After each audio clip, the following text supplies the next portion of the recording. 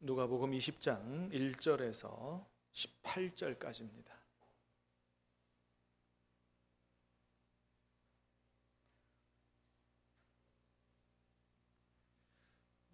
신약성경 130면 누가복음 20장 1절에서 18절까지입니다. 하루는 예수께서 성전에서 백성을 가르치시며 복음을 전하실새 대제사장들과 서기관들이 장로들과 함께 가까이 와서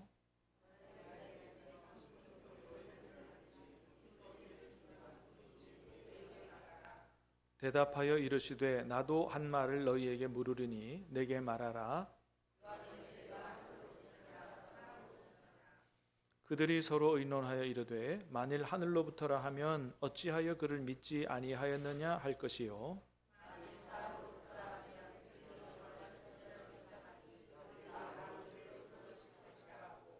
대답하되 어디로부터인지 알지 못하노라 하니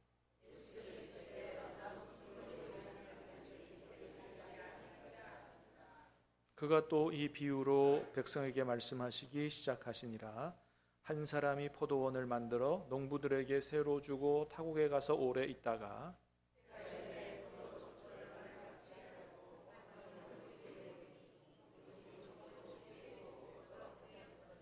다시 다른 종을 보내니 그도 몹시 때리고 능욕하고 거저 보내었거늘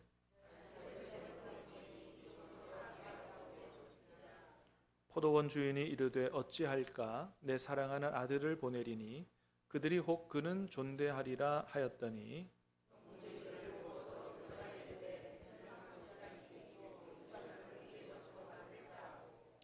포도원 밖에 내쫓아 죽였느니라. 그런즉 포도원 주인이 이 사람들을 어떻게 하겠느냐.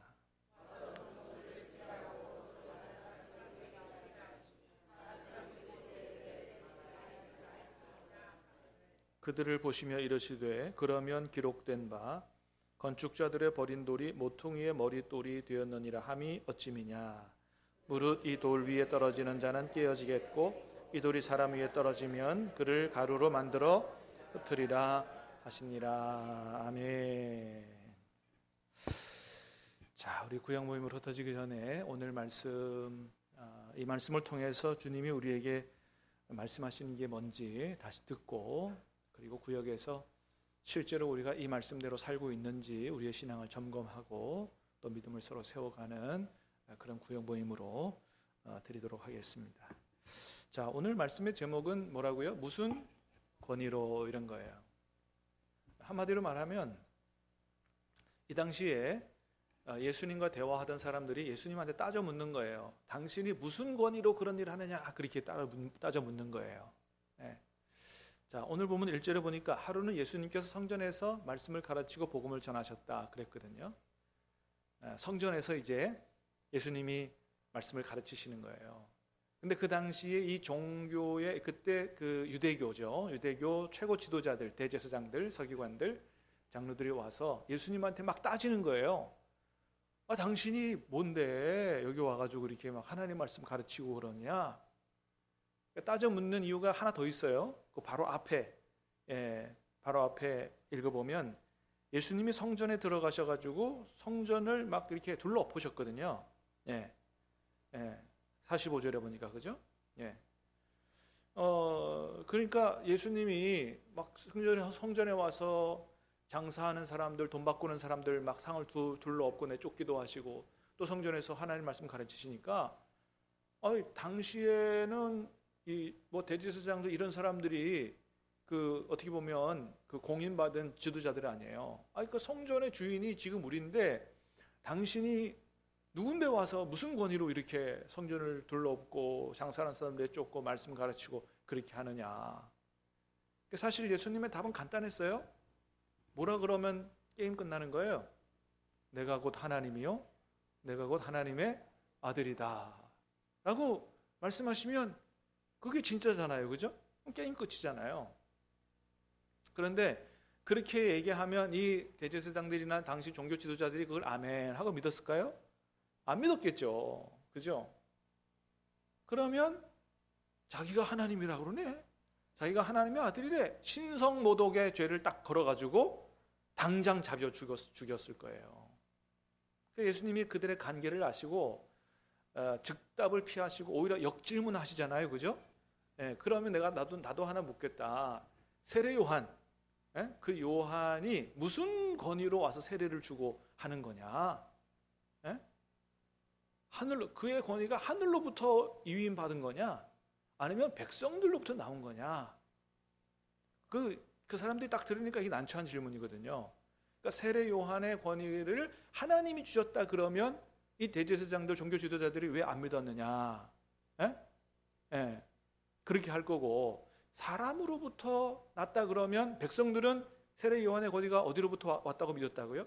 하나님께로부터 왔다고 믿으니까 백성들한테 또 좀 저거 할 거고, 그 대답을 못 하는 거예요. 그러니 예수님께서 뭐라 그러셨어요? 나도 너희들에게 내가 무슨 권위로 이렇게 얘기하는지 이야기하지 않겠다. 아주 지혜롭게 이렇게 그 위기를 극복하셨거든요. 한마디로 말하면 여러분, 지금 이 종교 지도자들이 예수님의 권위를 인정해요, 안 해요? 안 하고 있다는 거예요. 안 하고. 그래서 그 다음에 예수님께서 비유를 들어서 포도원 비유를 들어서, 악한 농부들이 비유를 들어서 말씀하시잖아요. 어떤 사람이 포도원을 만들었는데 멀리 갈 때 농부들에게 포도원 좀 잘 가꾸라, 그리고 맡기고 가서 이제 나중에 시간이 되고 때가 돼가지고 종들을 보내서 포도원 수출을 좀 얼마를 요구했더니, 첫 번째 종을 보냈더니 소출을 열매를 내놓기는커녕 막 때리고, 그죠? 내쫓고. 그 첫 번째 종을 보내도 그래요, 두 번째 종을 보내도 그래요, 세 번째 종을 보내도 그래요. 그 나중에서 이 포도의 주인이 어떤 생각을 했어요? 야, 종들 보내서 안 되겠다. 내 아들을 보내면 아들이 왔으니 이 농부들이 존중을 하고 좀 그렇게 할 거다 했더니, 오히려 그 악한 농부들이 어떻게 했다고요? 야, 잘 됐다. 이 아들 죽이면 이 포도원은 우리 차지가 된다. 이렇게 하면서 아들을 죽여서 포도원 밖에다가 내버렸다. 근데 여러분, 요 포도원 비유에서 이 포도원 주인은 누구를 가리키는 거예요? 하나님을 가리키는 거예요. 그죠? 악한 농부들은 누구를 가리키는 거예요? 이스라엘의 종교 지도자들을 가리키는 거예요. 종들은 누구를 가리켜요? 구약시대에 하나님께서 보내신 선지자들을 가리키는 거죠. 그리고 마지막에 온 아들은 누구예요? 예수님이시잖아요. 예수님 보내셨는데 그 예수님을 나중에 잡아 죽이게 될 거다. 자, 그런데 여러분, 우리 읽지 않았지만 19절에 볼까요? 한번 19절. 여러분 위에는 보지 마시고 19절에 시작. 서기관과 대제사장들이 예수의 이 비유는 말씀하신 줄 알고 즉시 잡고자 하되 백성을 두려워하더라. 자, 이 예수님의 비유가 바로 자기들을 가리켜서 말하는 것인 줄 알았다는 거예요. 여러분, 알면 어떻게 해야 돼요? 그 말씀을 받고 회개해야 될 거 아니에요. 회개해야 될 거 아니에요. 근데 회개해요, 안 해요? 안 하죠. 오히려 예수님을 죽일 모의를 하고 나중에는 예수님을 붙잡아서 빌라도한테 넘기고 그렇게 하죠. 그래서 여러분, 참 희한한 게, 하나님의 진리의 말씀을 듣는다고 다 그걸 아멘하고 받느냐? 그렇지 않더라고. 여러분, 성경 시대도 그랬어요. 예수님이 직접 말씀하셔도 안 듣는 거예요. 그러니까 여러분, 우리가 하나님의 말씀을 읽거나 들을 때 그게 믿어지고 말씀을 받을 수 있는 것도 여러분 하나님의 은혜인 줄 믿습니다. 하나님께서 은혜 주셔야 그게 깨달아지는 거거든요. 은혜 주셔야 믿어지는 거고. 여러분, 저와 여러분들의 말씀을 읽고 들을 때마다 진리의 말씀을 깨달아 알 수 있는 은혜가 있게 되기를 주님의 이름으로 축복합니다. 그래야 그것이 우리에게 생명이 되고 복이 되고 하는 거거든요.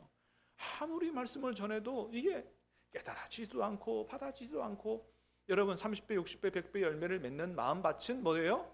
길가밭이 아니에요. 부드러운 옥토밭이에요. 말씀이 선포될 때 어떻게 해요? 말씀이 내 마음에 와서 부딪히고 그게 아멘으로 받아져서 쏙 들어오고, 이런 것이 있어야 되거든요. 참 저는 감사한 게, 우리 교회 성도님들은 오후 예배가 돼도 조는 분들이 없어요. 야, 이거 대단한 교회입니다. 기독교 역사에 누가 좀 한번 이렇게 좀 기록해 놔야 될 것 같아. 제가 이제까지 어렸을 때부터 수많은 교회를 제가 다니기도 하고, 전도사로 섬기기도 하고 했지만 안 조는 교회는 우리 교회밖에 없었어요. 아직까지. 주일에 오후만 되면 다 조는데. 하나님께서 우리 교회 성도님들을 사랑하시는 줄로 믿습니다. 그래요. 그래서 이 말씀을 아멘으로 받아야 되는데 이 사람들이 왜 안 받느냐? 한마디로 말하면 예수님의 권위를 인정하지 않는 것입니다. 모든 잘못은 여기서부터 나오는 거예요. 왜 신실하게 하나님을 못 섬기느냐? 왜 타락한 사람이 되느냐? 예수님의 권위를 인정하지 않기 때문에 그렇거든요. 여러분, 저와 여러분들이 예수님의 주님 되신 권위, 왕 되신 권위를 인정할 수 있기를 주님의 이름으로 축복합니다. 정말 예수님을 나의 주님으로 받자는 거예요. 예수님을 나의 왕으로 인정하자는 거예요. 예수님을 나의 주님으로 왕으로 인정하고 그 권위를 인정하면 어떻게 하게 돼 있어요? 주님의 말씀을 귀 기울여 듣게 돼 있고요. 여러분, 주님이 왕이시면 주님의 말씀은 뭐예요? 어명이잖아요. 어명. 옛날에는 어명을 거역하면 어떻게 됐어요?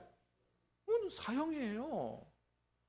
여러분, 예수님이 정말 나의 왕이시면 어떻게 해요? 어명으로 말씀을 받고 가슴에 담고 그 뜻대로 살려고, 우리가 100% 그렇게 살지 못한다 할지라도 말씀을 대로 살려고 애를 쓰는 이런 자세가 있어야 예수님의 권위를 인정하는 거거든요. 오늘 이런 말씀을 통해서 여러분, 우리 자신을 돌아보자 이거예요. 이 사순절의 이 종료주일에 왕으로 오신 예수님, 나는 정말 예수님의 권위를 인정하고 있냐 이거예요. 내 삶에서 예수님이 진짜 주님 되시냐 이거예요. 왕이 되시냐 이거예요. 입술로만 하지 않냐 이거예요. 성도님들뿐만 아니고 더 중요하게 이 말씀을 들어야 되는 사람들은 뭐냐 하면 이 당시에 최고 종교 지도자들처럼 오늘날의 교회 지도자들이, 목사님들, 장로님들, 교회 지도자들이 이 말씀을 가슴 깊이 귀 기울여 들어야 된다. 미안하지만 목사라고 다 구원받는 게 아닙니다. 주님이 분명히 경고하셨어요. 마태복음 7장 22절에서 그날에 나더러 많은 사람이 이르되 주여 주여 우리가 주의 이름으로 선지자 노릇을 하며 주의 이름으로 많은 권능을 행하고 귀신을 쫓아내지 아니하였나이까 하리니, 그날에 주님께서 뭐라고 말씀하세요? 내가 밝히 말하되 내가 너희를 도무지 알지 못하니 불법을 행하는 자들은 내게서 떠나가라 하리라. 그 가운데 주의 이름으로 선지자 노릇을 하는 사람들이 포함되어 있다 그랬습니다. 무서운 말씀이에요. 그러니까 목사님들이 정말 주님의 권위를 인정하고 겸손하게 주님 앞에 엎드려서 말씀을 듣고 내게 주시는 말씀을 나는 주님의 종이 되어 바르고 올바르게 선포하고 이렇게 하려고 하는 성원 운반 일념, 우리 신학교 다니면서 계속 들었던 설교학 시간의 가르침이에요. 성원 운반 일념. 오직 하나님의 거룩한 말씀을 운반하기 위한 위치로서의 설교자가 돼야지, 말씀의 선교의 지배자가 돼서는 안 된다. 지배자가 돼서 주님의 권위를 인정하지 않으면 교회의 주인이 누가 되느냐? 그때부터는 목사가 교회의 주인이 되는 거예요. 그럼 어떻게 되느냐? 타락한 목사가 되는 것입니다. 그 다음부터는 주님의 눈치를 보지 않아요. 자기 생각대로, 자기 마음대로, 성경도 자기 마음대로 막 하는 거죠. 무서운 결과가 나타난다는 겁니다.